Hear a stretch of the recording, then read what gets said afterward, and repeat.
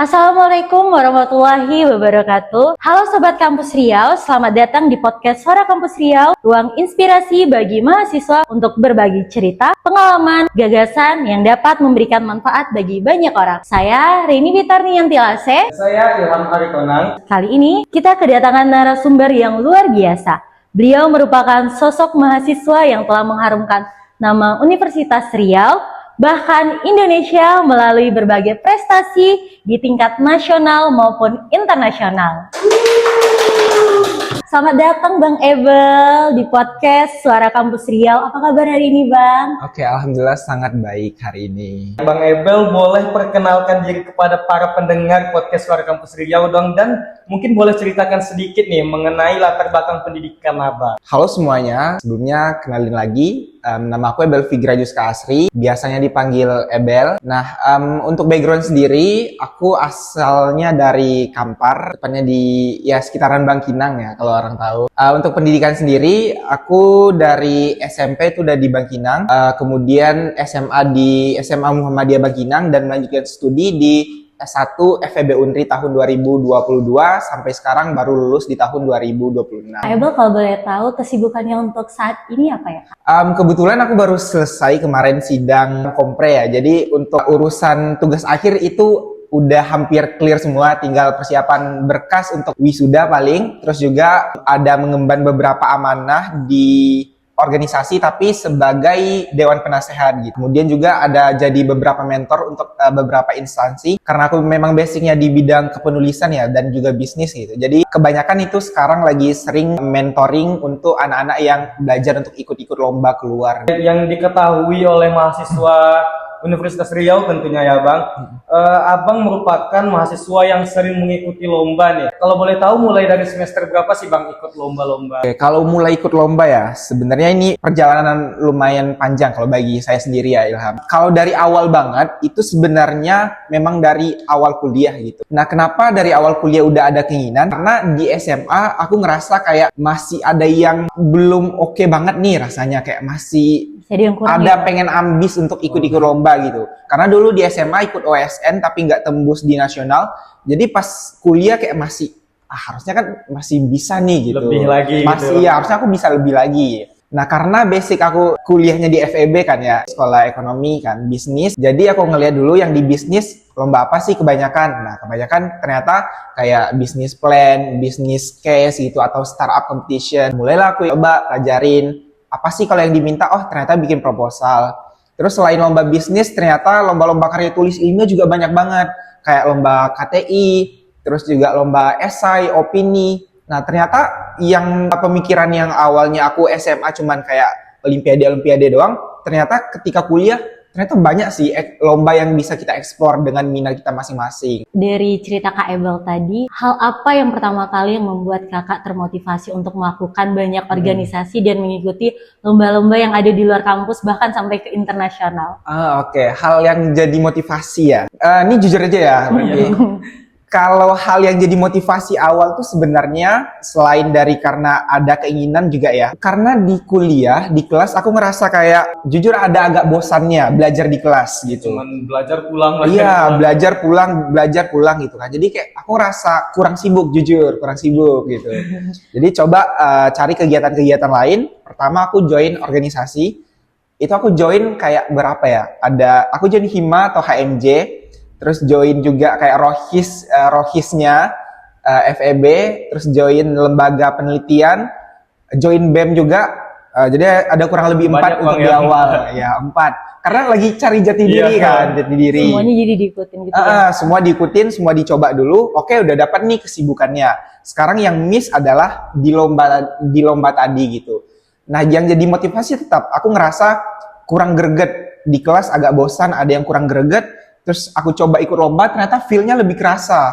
Deg-degannya ketika presentasi, bersaing dengan univ-univ luar gitu. Jadi kayak ada adrenalinnya ketika keluar gitu. Jadi menurut aku motivasi di awal itu penting sih, sesimpel apapun itulah. Ya. Untuk modal di awal. Iya, kalau bisa memang dari kita sendiri gitu. Ada ngerasa mau gitu, motivasi intrinsik lah ya jatuhnya. Mungkin dengan banyaknya lomba yang Abang ikuti, pasti nih mahasiswa baru tuh kayak tertarik, pengen deh kayak Bang Ebel banyak ikut Terinspirasi lomba. Iya, ya. terinspirasi.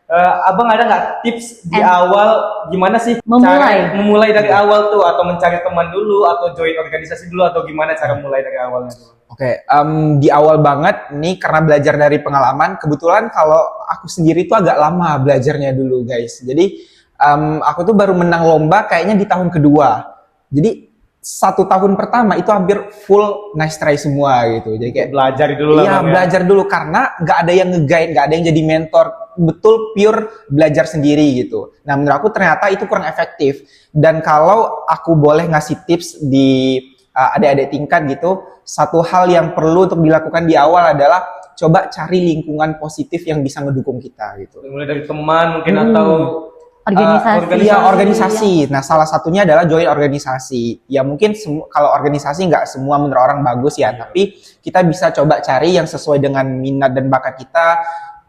Kira-kira lingkungannya oke gitu, yang green flag lah kan kebanyakan. Karena mungkin bagi orang nggak semua yang green flag, jadi ya pandai-pandai kita ngelihat, observasi aja, tanya-tanya coba ada nggak Bang rekom organisasi yang oke kalau untuk belajar ini, belajar itu gitu.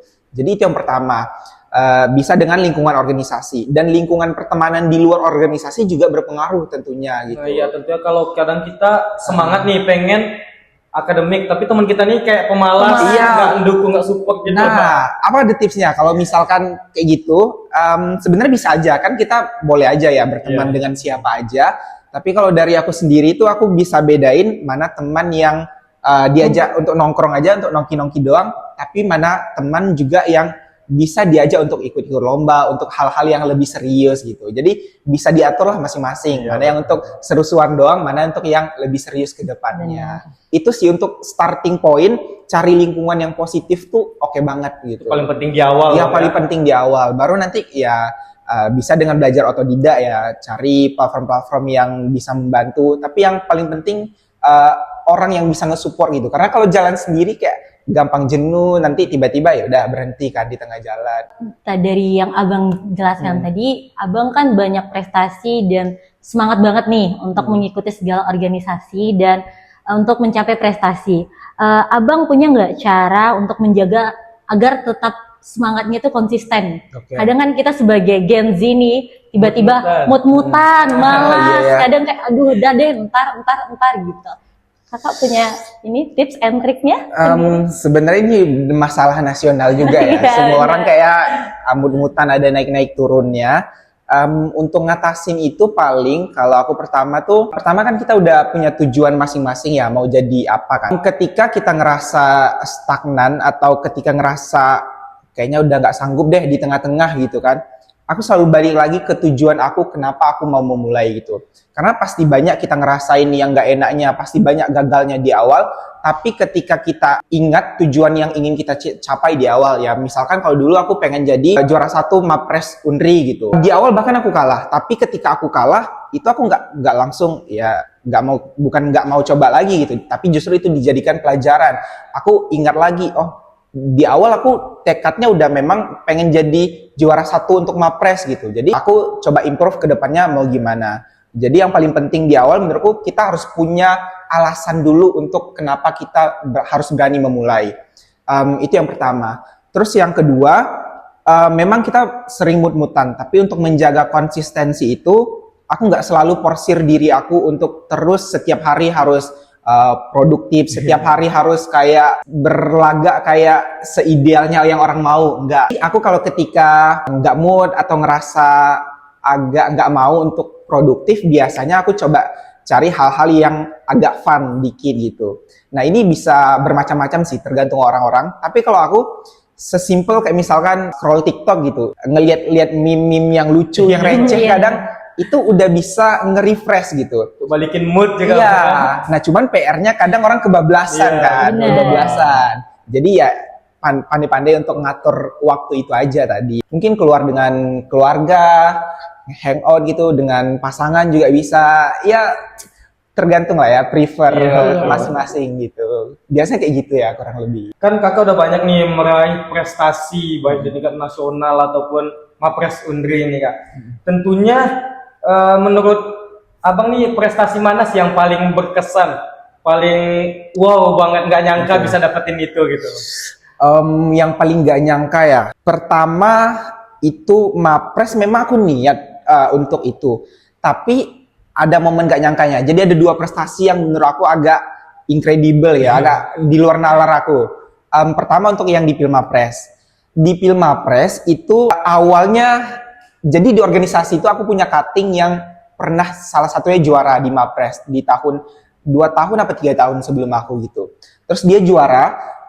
Dan di grup tuh rame banget ngucapin kan kayak selamat ya bang juara ini, selamat ya bang gitu. Nah aku dengan iseng nyelipkan satu narasi setelahnya. Jadi aku ucapin selamat juga di grup tuh, selamat ya bang udah berhasil jadi Mapres bla bla Unri gitu. Semoga Ebel juga bisa nyusul kayak abang nanti ke depannya. Iseng doang, itu belum sama sekali belum nyoba lomba, belum terpikir ya bang. Iya belum ada kepikiran. Kayak ya udah ini mimpi aja gitu kan. Dan ya setelah dari itu entah kenapa aku kepikiran kayaknya oke juga nih kalau memang mimpi ini nggak cuma jadi mimpi doang, mimpi ini jadi real gitu. Dicoba gitu. Ya, jadi itu ada kayak sebagai intention aku juga untuk kedepannya. Dan kenapa menurut aku lumayan berkesan juga kalau di Pilmapres ini? Karena aku nyoba 2 kali gitu. Di tahun pertama itu di tahun 2024, aku nyoba di Pilmapres mulai dari bawah, jadi start dari jurusan. Jurusan juara 1 kita naik ke fakultas, juara 1 lagi kita naik ke universitas. Nah di tahun pertama, di tahun 2024 itu aku berhasil sampai ke universitas, tapi sayangnya nggak masuk finalis untuk 5 besarnya. Jadi aku gugur di tahap awal lah ibaratkan gitu. Karena nggak. Kalau boleh tahu di tahun berapa tuh? Di tahun 2024. Nah ya di tahun 2024. Kemudian kalah, ya lumayan terpukul karena ngerasa udah effort juga. Tapi ya balik lagi ternyata banyak yang lebih matang persiapannya dibandingkan dengan aku. Dan setelah itu at least aku udah, memang niatan awal tuh ikut adalah untuk melihat arena pertandingannya langsung ibaratkan gitu. Ibaratkan kita mau perang, mau lihat kayak gini ternyata arena situasi di sana. Jadi kita bisa mempersiapkan ya. Iya betul. At least kalau kalah kita udah tahu kayak gini ternyata nantinya gitu. Feel-nya kayak gini. Jadi di tahun 2025 aku coba prepare, memang well prepare. Apa yang kurang kemarin kalau di Pilmapres tuh ada bahasa Inggris yang dites, kemudian bikin karya gagasan kreatif kayak karya tulis dan juga dari portofolio capaian unggulan dan prestasi kita. Jadi salah satu kekurangan aku juga dulu adalah bahasa Inggris. Nah jadi kayak belum pede lah untuk ngomong gitu, walaupun tahu apa yang mau diomongin, tapi basic ada lah ya. Iya kayak tahu tapi nggak pede buat ngomong dan masih kayak translate kata per kata gitu. Jadi itu yang salah satu yang coba aku improve. Itu yang pertama. Dan alhamdulillah coba lagi di tahun 2025 walaupun harus start awal lagi, mulai dari jurusan lagi, mulai naik fakultas dan naik universitas. Dan akhirnya ternyata ya memang betul apa yang jadi mimpi di awal ternyata nggak cuma jadi mimpi. Jadi juara 1 di Univ dan naik ke regional, alhamdulillah juga jadi juara 1, baru nanti jadi finalis untuk tahap nasional gitu. Itu yang pertama. Kalau boleh nambah satu lagi nih. Boleh banget. Karena ini menurut aku agak beda dibandingkan dengan yang lain. Satu lagi adalah ketika aku ikut lomba Esai SDG Akademi Indonesia yang dilaksanain oleh Bappenas baru-baru ini Februari. Nah yang jadi perbedaan adalah ketika ikut lomba yang biasa itu saingannya hanya mahasiswa ya, kayak mahasiswa kebanyakan. Tapi yang ini itu dia dibuka untuk umum, jadi S1, S2, S3 yang akademisi, dosen boleh ikut juga. Lebih berat lagi. Lebih berat. Nah jadi aku ya udah iseng aja mau ikut kan, ya udah mau kalah mau ini nothing tulus lah, terserah lah. Jadi aku ikut dan ternyata di sana total ada 500-an karya yang masuk untuk lomba esai ini. Terus dari 500 karya disortir jadi 15. Dari 15 diambil lagi jadi 10. Dari 10 diambil 3 besar. Nah 3 besar itu presentasi online dulu. 3 besar presentasi online dulu. Dan setelah itu diundang ke Jakarta untuk presentasi secara offline. Nah itu langsung dilaksanakan di Menara Kompas dulu di Jakarta. Dan untuk 3 besarnya full di cover untuk segala macam akomodasinya. Nah, sesuai dengan ekspektasi aku di awalnya. Karena aku udah ada feeling di awal, karena ini lombanya umum, kayaknya yang 3 besar nih nggak semua mahasiswa lah. Dan ternyata betul aja. Jadi 3 besar, salah satunya aku, terus satu lagi mahasiswa S2 Undip di Ponegoro, dan satu lagi dosen Unair. Jadi luar biasa ya Bang, keren iya, banget. benar. Mahasiswa satu-satunya. Iya, di mahasiswa S1. S1 satu-satunya kan. Dan aku nggak berekspektasi yang mana. Oke lah, yang penting udah dari 500-an karya, ya Masuk udah sampai 3 udah besar, alhamdulillah banget Bang ya. dapat tiket gratis ke Jakarta, ya udah, oke lah. Oke, tapi aku tetap prepare bikin PPT baik, latihan presentasi dengan bagus, dan presentasi di depan para finalisnya, juri-jurinya. Dan kemudian ternyata gongnya, jadi setelah presentasi ada acara bla bla segala macam, dan ketika pengumuman ya kita kan kayak udah yang penting udah secure top 3 ya. Nah ternyata di awal mulai dari top 3, yang top 3 itu adalah mahasiswa S2 dari Undi. Top 2-nya, juara 2-nya ternyata dosen tadi. Dan juara 1 ternyata aku nggak sama sekali nyangka aku sendiri gitu. Jadi kayak ada kepuasan tersendiri, ada bahagia sendiri gitu. Karena walaupun itu tidak mencerminkan kalau aku lebih pintar dari mereka, ya aku pasti banyak lebih berpengalaman. Cuman ya di momen itu dan di lomba itu doang yang mungkin aku agak lebih bagus, lebih well prepare mungkin, atau memang ada something yang unik dilihat sama juri gitu. Jadi ya menurut aku ternyata ketika kita mulai aja dulu dengan tidak banyak overthinking, tidak yang berlebihan, ternyata hal yang kita anggap mustahil pun kalau kita benar-benar oke strateginya, kita benar-benar niat ternyata bisa gitu. Ya siapa sangka kan yang S1 yang kayak anak-anaknya lah gitu. Ini dosen masalahnya. Dosen dong ya. Ya, ternyata bisa, dan menurut Abang itu adalah salah satu yang paling berkesan dan memorable bagi Abang sendiri. Jadi nggak ada kata mustahil Bang ya, semua itu bisa dicoba, Betul. bisa dipelajari. Nah tentunya Bang, dengan Abang mengikuti lomba, organisasi, dan juga kesibukan kuliah, mungkin banyak tugas-tugas pastinya Bang ya. Gimana sih cara Abang memanage waktu nih Bang, agar tidak keteteran atau ada yang ketinggalan satupun gitu? Oke, manage waktu. Kalau manage waktu sebenarnya Abang nggak punya yang spesifik banget ya. Berangkat dengan menyelesaikan itu semua, itu pertama Abang hanya berprinsip pada satu hal, yaitu ketika kita semakin sibuk, kita juga semakin lihai dalam membagi waktu gitu. Benar. Jadi Abang berprinsip gitu aja, nanti sibuk, ya pasti bakalan bisa kok gitu. Jadi nggak takut untuk memulai nanti sibuk ini, sibuk itu, ini keteteran. Ya udah coba aja. Kita tahu kok kapabilitas diri kita masing-masing gitu. Jadi semakin kita sibuk, ya kayaknya juga semakin oke dalam kita manage waktu. Itu prinsip yang pertama. Kalau untuk bagi waktu, biasanya Bang pakai cuman tools-tools yang sederhana doang. Pertama, untuk agenda-agenda yang udah jelas, itu Abang catat di Google Calendar plus yang di notes HP gitu. Abang pakai notes yang di Google langsung gitu. Jadi itu kan langsung real time ya, bisa diupdate. Kebanyakan orang kan pakai kayak Notion gitu-gitu. Jadi ya itu prefer kita aja. Terus juga paling manfaatin kayak kan WA kita ada nomor kita kan. Kita bisa nge-text sendiri kan ya. Gitu. Biasanya emang reminder untuk diri sendiri tuh kayak gitu. Dan setiap malam hampir setiap malam lah, apa yang mau dikejar besok pagi itu Abang tulis biasanya. Kayak misalkan hari ini podcast, di nomor pribadi itu Abang catat kalau besok bakalan podcast. Selain Abang reminder di Google Calendar, di Notes gitu. Karena kan selalu pasti dibuka ya WhatsApp gitu. Jadi ketika buka WhatsApp, kebetulan Abang pin nomor sendiri gitu. Jadi yang pertama dilihat langsung ya Bang, langsung ingat podcast di sini gitu. Jadi nah, sekarang kan Bang Abel sudah dikenal dengan mahasiswa berprestasi luar dan dalam negeri. Jika boleh kembali ke awal menjadi mahasiswa yang baru, apa yang ingin Bang Abel sampaikan ke diri sendiri? Oke, pertama kalau boleh balik ke awal, yang mau disampaikan ke diri sendiri, satu, belajar bahasa Inggris sedini mungkin, karena bahasa Inggris sepenting itu, serius. Karena ya ikut lomba nih, kalau lomba internasional ya, perlu bahasa Inggris. Ikut Pilmapres pun ternyata bahasa Inggris juga wajib gitu. Terus ikut daftar, kayak misalkan ada yang daftar magang, daftar kerja apa segala macam, ada tes. Salah satu subtesnya ada yang bahasa Inggris juga gitu. Dan yang paling penting juga salah satunya menurut abang adalah karena kayak kita perlu pengalaman yang global juga ya, pengalaman ke luar negeri agar kita bisa mungkin melihatnya secara lebih luas gitu, merasakan hal-hal yang ada di luar.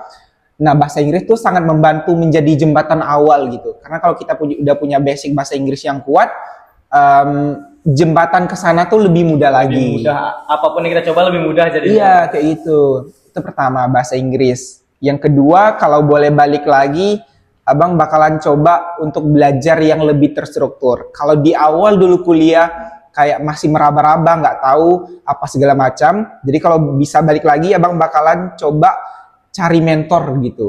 Coba cari siapalah yang misalkan cutting yang kita anggap lebih berpengalaman, lebih pintar daripada kita, lebih banyak yang bisa diambil ilmu. Abang nggak bakalan malu-malu untuk nanya ke mereka, untuk nyamperin mereka, belajar apa segala macam, karena ya kita bisa lebih cepat belajar dari pengalaman orang lain kan. Kita nggak harus, kalau kita belajar dari pengalaman kita sendiri ya ketika setelah itu baru sekarang abang tahu gitu. Tapi kalau kita bisa belajar dari pengalaman orang lain ya tentu kita lebih bisa mempercepat 2 mungkin atau 3 kali lipat lagi. Terus juga yang ketiga adalah terkait waktu tadi gitu. Karena kebanyakan orang yang abang lihat adalah mereka takut banget buat mulai karena takut sibuk lah, takut apalah gitu, takut gak sempat. Takut gagal salah satunya takut ya, Bang. gagal salah satunya.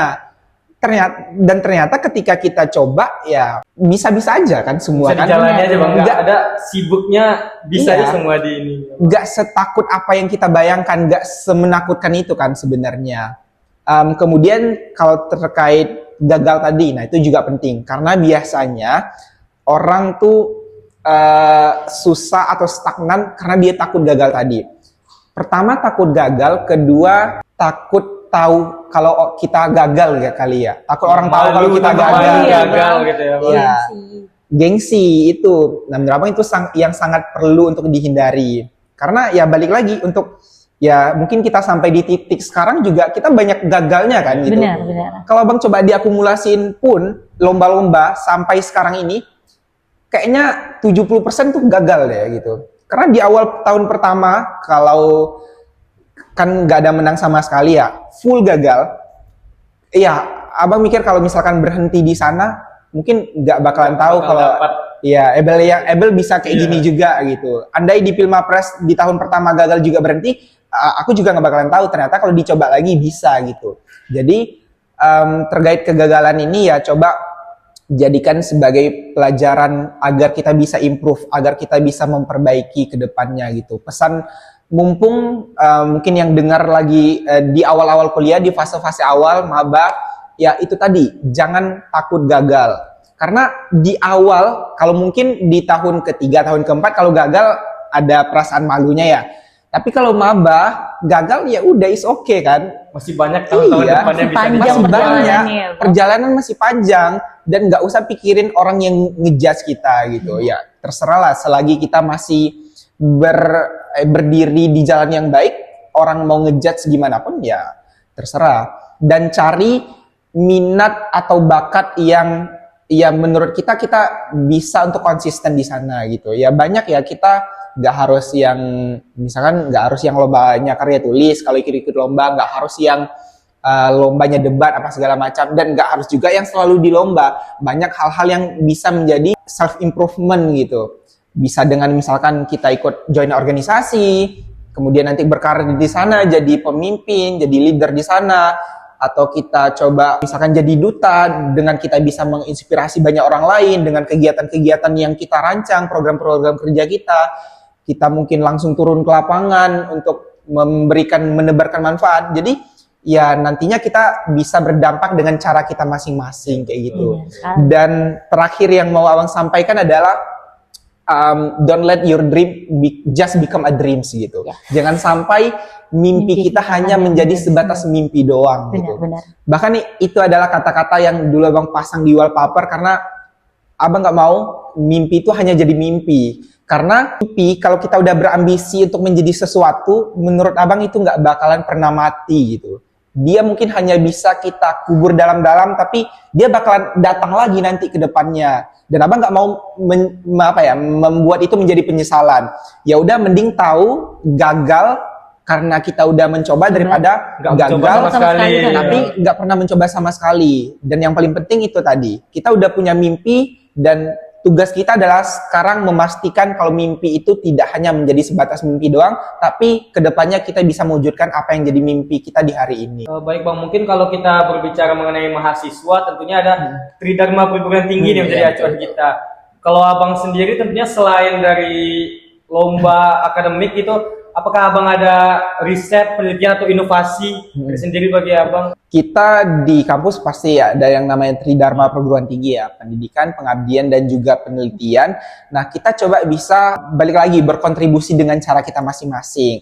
Kalau terkait penelitian sendiri, karena Abang masuknya di FEB ya, dengan konsentrasi manajemen di bidang marketing, biasanya riset-riset Abang lebih terkait yang marketing itu sendiri.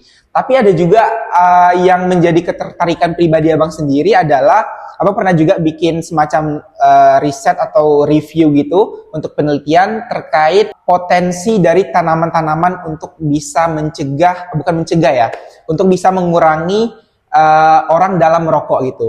Dan ini juga berkaitan sebenarnya dengan Abang ikut lomba dulu. Abang pernah juga ngangkat ide terkait gimana sih cara bantu anak muda ini biar mereka bisa berkurang at least gitu nafsunya untuk merokok gitu. Nah, itu Abang dulu bikin permen dari tanaman, nama tanamannya adalah sawi langit. Nah, nama ilmiahnya itu adalah Vernonia cinerea. Jadi Abang bikin produk permen dari tanaman itu, dari ekstrak itu untuk bantu perokok ini berhenti ngerokok gitu. Dan itu juga merupakan awalnya inovasi ini dari ide Abang lomba gitu. Dan ini berangkat dari pengalaman diri Abang pribadi. Dan kalau untuk yang pengabdian, ya mungkin Abang sebatas yang bisa dilakukan juga saat sekarang ini, semacam ikut beberapa volunteering ya yang bergerak di bidang kemanusiaan. Biasanya sih Abang ikut yang kayak pendidikan inklusif gitu, yang datang ke daerah terpencil, anak-anak adik-adik di desa-desa gitu ya Bang. Biasanya kayak gitu. Karena Abang juga termasuk salah satu mahasiswa yang berasal dari kampung ya, walaupun nggak yang terlalu pedalaman kali, tapi memang akses informasi itu banyak yang nggak dapat di sana. Jadi fasilitas masih kurang lah ya. Iya, fasilitas yang berkurang. Jadi Abang ikut program-program yang kira-kira bisa membantu Abang untuk ngecapai ke sana. Terus juga karena memang basic Abang di bidang kepenulisan ya, Abang sering itu tadi mentoring, ajarin mahasiswa-mahasiswa, bukan ngajarin sih mungkin ya, lebih ke berbagi, sharing aja terkait pengalaman yang Abang dapat gitu, gimana cara bikin ya karya tulis, sesimpel mungkin makalah, karena banyak juga yang belum bisa kadang di awal-awal bikin makalah ya. Mahasiswa baru tuh banyak yang bingung iya. Gitu kan buatnya. Terus juga kalau nanti mau step up lagi kayak bikin untuk lomba gitu, prepare karya tulis, proposal bisnis, apa segala macam. Ya Bang biasanya buka-buka mentoring yang kayak gitu, dan kebanyakan memang free gitu. Jadi luar biasa ya Bang, free banget untuk mahasiswa. Itu terbuka untuk umum Bang? Umum juga bisa gitu. Jadi ya balik lagi, apa yang bisa dilakukan sekarang untuk bermanfaat kan kita coba untuk ikhtiarkan itu semua. Dia dengan cara kita masing-masing, bisa dengan tadi mentoring, atau mungkin teman-teman semua dengan menjadi duta, menjadi icon, menjadi penggerak untuk bisa memotivasi banyak kalangan dengan merancang program-program yang bermanfaat semuanya. Kita bisa kok dengan cara kita masing-masing untuk memberikan manfaat ke orang-orang. Apa sih kata-kata motivasi agar mereka berani gitu untuk memunculkan potensi dalam diri dia, nggak takut dan beranilah untuk memulai. Ya, memulai, berani untuk berkarya gitu Bang. Oke. Coba aja sih semuanya dulu, karena kalau kita nggak mencoba kan kayak kita nggak tahu. Kayak misalkan Abang ya ikut banyak organisasi agar tahu dulu gimana pattern-patternnya. Intinya coba aja dulu, karena kalau nggak tahu pun minat dan bakat, seiring dengan kita mencoba, kita menemukan sendiri kok jati diri kita di mana, passion kita di mana harusnya. Jadi ya terabas aja lah semuanya dulu, asal dalam konteks yang positif. Terus kalau yang untuk kedua sih mungkin ini ya, development diri kita. Ngedevelop diri kita adalah ketika kita udah punya tujuan nih, kita udah nemu motivasi kita sendiri, kita mau jadi apa, kita pengen apa tujuannya, yang harus dilakukan dan ditanamkan prinsipnya adalah kalau kita pengen hasil yang luar biasa nih, usaha kita juga pasti nggak bisa yang biasa-biasa doang kan gitu. Dan itu bisa dimaknai dan dilakukan di segala aspek gitu. Misalkan aja di dalam kita keagamaan, misalkan kalau abang Islam itu anggap aja misalkan abang punya tujuan yang tinggi, misalkan pengen jadi mapres tadi, anggap itu merupakan sebuah pencapaian yang oke banget bagi abang sendiri. Nah tentu usaha abang dalam segi keagamaan untuk mencapai itu juga tidak bisa yang biasa-biasa aja. Ya sholat mungkin nggak cukup dengan sholat yang wajib doang, tapi yang sunnah-sunnah juga dilaksanakan. Nah, hal yang sama pun ketika kita kehidupan sosial, ketika kita ikut lomba, ketika apapun, kita udah punya tujuan yang luar biasa, usaha kita harus lebih lagi gitu daripada orang-orang. Karena kita nggak tahu orang lain berjuang sekeras apa, orang lain berusaha sekeras apa. Yang harus ditanamkan itu tadi.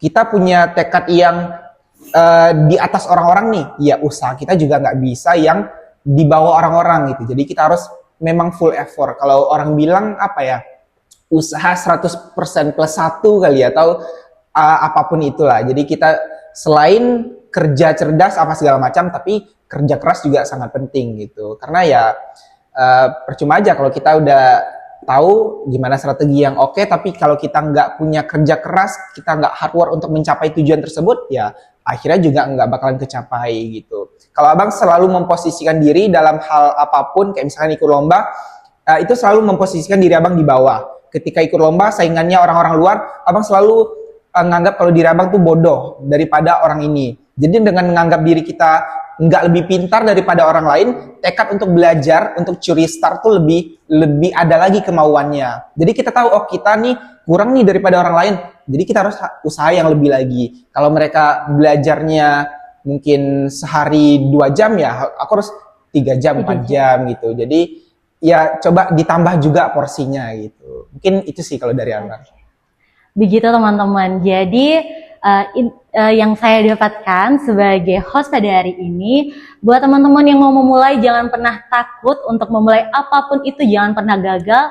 Karena lebih baik gagal karena telah mencoba daripada gagal daripada tidak mencoba sama sekali. Dan jangan lupa berdoa, doakan apa yang kamu usahakan, usahakan apa yang kamu doakan. Terima kasih telah berbagi inspirasi bersama Suara Kampus Riau. Semoga ide, inovasi, dan pengabdian yang kita bahas hari ini, Bang, dapat menjadi motivasi bagi generasi muda untuk terus berkarya dan memberikan dampak positif bagi masyarakat. Dan sampai jumpa untuk di podcast berikutnya. Oke, thank you.